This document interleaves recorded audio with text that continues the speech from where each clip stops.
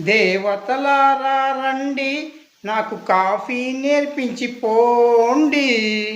దేవతలారా రండి, నాకు కాఫీ నేర్పించి పోండి. నా భార్య పుట్టింటికి వెళ్ళిందండి. నా భార్య పుట్టింటికి వెళ్ళిందండి. ఎవరు సౌండ్ వస్తుంది?